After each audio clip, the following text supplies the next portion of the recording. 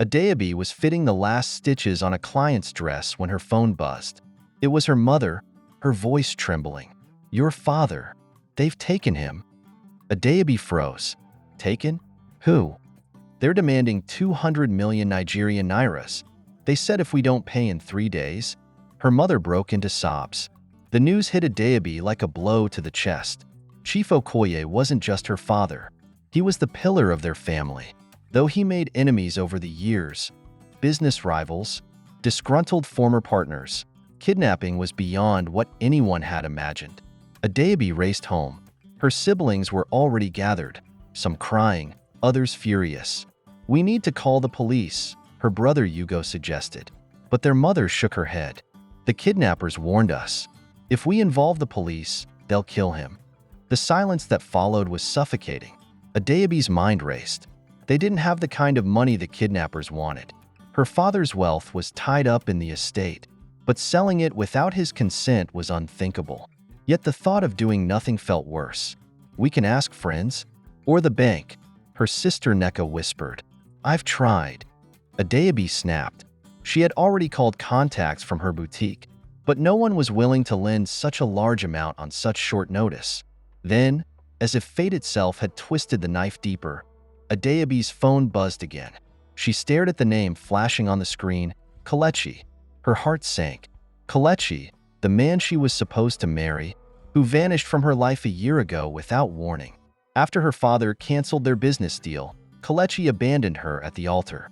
What could he possibly want now? With shaky hands, Adaobi answered the call. "I heard about your father," Kelechi said smoothly. "I can help you." "Why would you?" "There's a catch," Kelechi interrupted. His voice carried both charm and menace. "You know what I want, Adaobi." Her breath caught. "You can't be serious." "I'll make the call," Kelechi said calmly, "but only if you agree to marry me. It's simple. Your father's life or your pride. Choose." And just like that, the nightmare deepened. Adaobi sat on the edge of her bed, gripping her phone tightly. Kelechi's words echoed in her mind, "Marry me, and I'll save your father." It wasn't just a proposal. It was blackmail. Her family gathered in the living room, waiting anxiously. "What did Kelechi say?" her mother asked, fear written all over her face. Adaobi hesitated. He wants me to marry him again. If I agree, he'll negotiate with the kidnappers." The room erupted. "That bastard?" Hugo shouted. "After everything he did to you? You can't." Her sister Neka folded her arms. "So, we just let Daddy die?" Tears stung Adaobi's eyes. She had vowed never to forgive Kelechi. A year ago, he had humiliated her, disappearing on their wedding day, and leaving her to pick up the pieces of her broken heart. But now, her father's life was in his hands, and so was her future. Her mother sat beside her, placing a hand on her shoulder. "Adaobi, think carefully. You know how dangerous Kelechi is. If you go back to him, you may never escape." "I know," Adaobi whispered, "but what other choice do we have?" She called Kelechi that night, her voice tight with anger. "If I agree, how do I know you'll save my father?" "You don't," Kelechi replied smoothly. "But if you don't agree, I guarantee you'll lose him." Adaobi clenched her jaw. "Fine. We'll meet tomorrow. I need proof my father is still alive." "Smart girl," Kelechi chuckled. "I knew you'd see reason." After the call, Adaobi sat in silence, her heart heavy. She knew agreeing to Kelechi's demands was like dancing with a viper. He wasn't offering help. He was tightening his grip on her life, using her father as leverage. But she also knew she couldn't sit idly by while. Her father's life hung in the balance. This wasn't just about love or pride. It was about survival. "Tomorrow," Adaobi whispered to herself, "I'll play his game, but I won't lose." And with that, she steeled herself for the dangerous path ahead. Adaobi met Kelechi in a strange office tucked away in a quiet corner of the city. He greeted her with the same cocky smile she remembered and despised. "I knew you'd come around," he said, motioning for her to sit. Adaobi remained standing. "Where is my father? I need proof he's alive." Kelechi sipped his drink leisurely, unbothered by her urgency. "Patience. All in good time. First, Let's discuss business.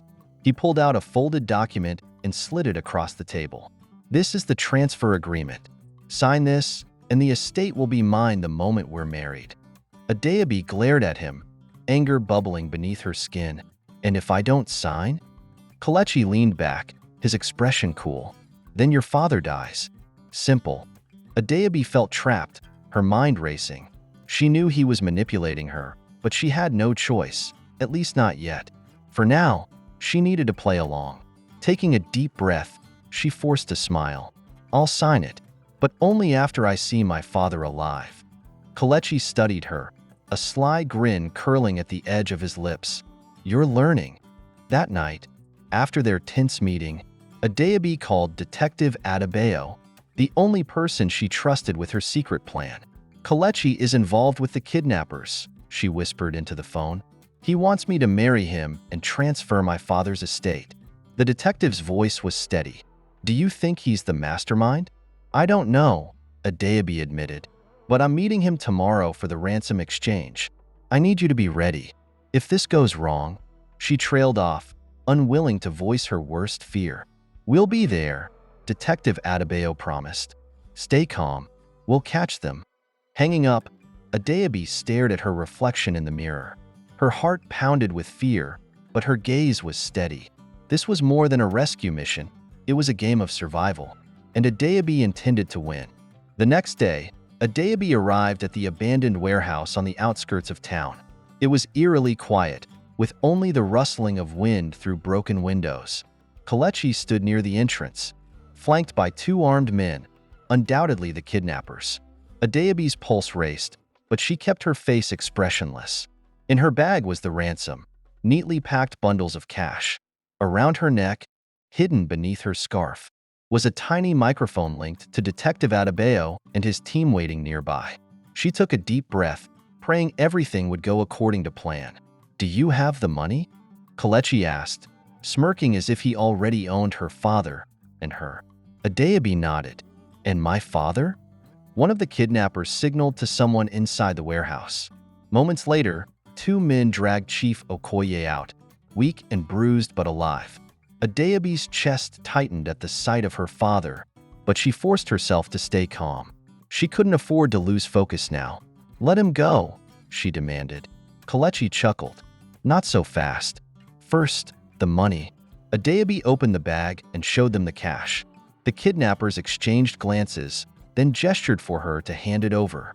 She hesitated, fingers gripping the handle, waiting for the perfect moment. Now, Adaobi whispered into the microphone. Suddenly, the sound of screeching tires filled the air as police. Vehicles stormed the warehouse. Freeze! Officers shouted, rushing in with weapons drawn. Chaos erupted. The kidnappers reached for their guns, but the police were faster, subduing them before they could escape. Kelechi cursed under his breath and made a run for the back exit. Adaobi spotted him slipping through the shadows. Kelechi's escaping. She yelled to the officers, but in the confusion, he vanished into the night. Adaobi rushed to her father's side, tears welling in her eyes. Daddy, I'm here, she whispered, holding his hand tightly. Chief Okoye gave her a weak smile. You've saved me, he rasped. But even as relief washed over her, Adaobi knew the nightmare wasn't truly over. Kelechi was still out there, and this game was far from finished. The night after her father's rescue, Adaobi sat at his hospital bedside, watching him sleep. Relief should have flooded her, but something gnawed at her mind. Her instincts told her that Kelechi's involvement went deeper than it seemed. She needed answers, and soon. When her father stirred awake, Adaobi leaned closer. Daddy, did they say anything? Do you know who was behind this? Chief Okoye winced, his voice raspy. It wasn't just those thugs, Ada. Kelechi planned it. He told them you'd do anything to save me. Adaobi's breath caught in her throat. A wave of fury swept over her, burning away the last remnants of doubt. Kelechi hadn't just exploited the situation, he orchestrated it. This was never about love. It was about control. Her phone buzzed, and a message popped up. You're lucky the police got in my way. But this isn't over, Adaobi. We have unfinished business. For a moment, She sat frozen, her heart pounding in her chest. Kelechi wasn't done with her, and she knew it. But this time, she wouldn't wait for him to strike. Later that evening, Detective Adaobi visited her at the hospital. "We've arrested the kidnappers," he said. "They're talking." Kelechi's name came up more than once. Adaobi nodded, her face set. "He won't stop, Detective. Not unless I stop him first." Adaobi studied her, sensing the steel in her voice. "What do you have in mind?" Adaobi's gaze didn't waver. "We set a trap. If Kelechi wants to finish this, I'll make sure he walks right into it." She knew the fight wasn't over, but she also knew she had something Kelechi didn't: her family, her resolve, and the law on her side. For the first time in months, she felt a sense of clarity. Kelechi thought he had one, but Adaobi wasn't the same woman he had abandoned a year ago. She had lost her innocence, but in its place, she had found strength. As she stared out into the night, Adaobi whispered to herself, "This isn't over, but I won't lose." The battle was just beginning, and this time, she was ready.